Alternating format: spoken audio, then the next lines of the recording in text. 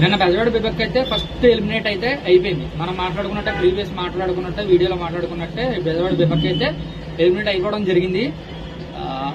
అది కాకుండా నిన్న జరిగిన షో గురించి మనం మాట్లాడుకునే ముందు మన వీడియోకి లైక్స్ రావట్లేదు, దయచేసి లైక్ కొట్టండి, షేర్ చేయండి, కామెంట్ చేయండి వీలైతే కనుక, ఓకేనా? సబ్స్క్రైబ్ కూడా చేసుకోండి. ఓకే, మన కంటెంట్లోకి వెళ్ళిపోతాం. నిన్న జరిగింది అసలు షోలో ల్యాగ్, నార్మల్ ల్యాగ్ కాదు. అంటే శనివారం ఏదైతే ప్యాటర్న్ లో జరిగిందో సేమ్ అలాగే జరిగింది. నిన్న మీరు ఏ యానిమల్ తో షూట్ అవుతారో ఆ యానిమల్ ని బోర్డులో వేసి వాళ్ళ గురించి మాట్లాడమన్నారు. ఆల్రెడీ సాటర్డే సేమ్ ఇలాగే ఒకటి ఇచ్చి కత్తితో గుచ్చేది ఇచ్చి వాళ్ళ గురించి మాట్లాడారు. ఇదంతా ఏంటంటే షో నడిపించడానికి ఒక ట్రాప్ అని మనం మాట్లాడుకోవచ్చు. అంటే కంటెంట్ ఏం లేక ఇంకా అయింది. కానీ బేబక్క మాత్రం ఎలిమినేట్ అవ్వడం మాత్రం కొంచెం బాధగా ఉన్నా ఆవిడ ఉండుంటే ఇంకా బాగుండేది. ఎందుకంటే తనకు తెలుసుకుంది. జస్ట్ మొత్తం 3 days లో మొత్తం కొలాప్స్ చేసింది సోనియా అయితే. ఎందుకంటే ఆ కుక్కర్ విజిల్ అనేది బాగా గట్టిగా తను చెప్పడం జరిగింది. హౌస్ లో యాంటీ అయిపోయింది, అలాగే నామినేషన్ అయిపోయి ఎలిమినేట్ కూడా అయిపోయింది. వచ్చేసేపటికి చాలా చాలా కొత్త విషయాలు జరిగాయి షోలో. ఇదివరకులా బిగ్ బాస్ లో హౌస్ లో అయితే ప్రైజ్ మనీ అయితే ఉండదని చెప్పి నాగార్జున గారు అనౌన్స్మెంట్ చేయడం జరిగింది. హౌస్ మేట్స్ కి 5 lakhs వరకు ఈ వీక్ అనౌన్స్మెంట్ చేశారు ప్రైజ్ మనీ. కానీ దాన్ని ఎలా బిగ్ బాస్ అనేది ఎలాగా వాళ్ళు రివీల్ చేశారంటే, ఏ కంటెస్టెంట్ తప్పులు చేయకుండా, హౌస్ లో ఏ పొరపాట్లు చేయకుండా ఉంటే గనక ఆ ఫుల్ అమౌంట్ అనేది వాళ్ళకి యాడ్ అయ్యేది. కానీ అక్కడ ఏం జరిగింది, వీళ్ళు 1 week లోనే బొచ్చుడు చేశారు మిస్టేక్స్.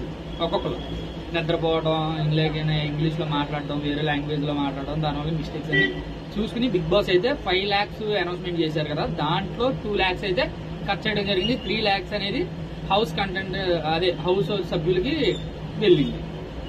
ఇలాగా ప్రతి వీక్ లో ఇంత అమౌంట్ అని చెప్పి వాళ్ళకి అవుతుంది. వాళ్ళు ఏం మిస్టేక్స్ చేయకపోతే అమౌంట్ ఫుల్ గా యాడ్ అవుతూ ఉంటది. అది ఫైనల్ గా 100 days కానీ 99 days కానీ అయిన తర్వాత అమౌంట్ ఎంత అని చెప్పి రివీల్ అయ్యే ఛాన్స్ అయితే ఉంది.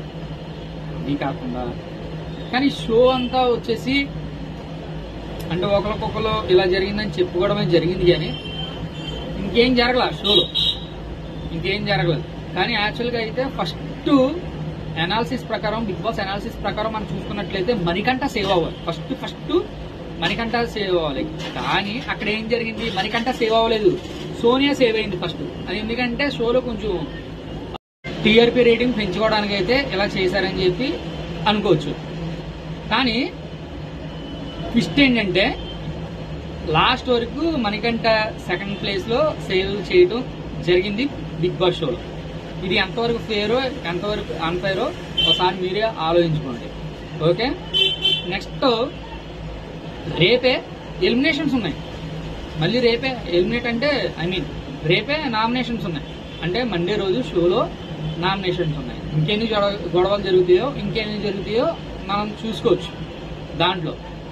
ఇదైతే బాగుంది. మీ సపోర్టు బిగ్ బాస్ సీజన్ 8 లో మీ సపోర్టు ఎవరికైతే ఇస్తున్నారో మన కామెంట్ బాక్స్ లో కామెంట్ చేయండి.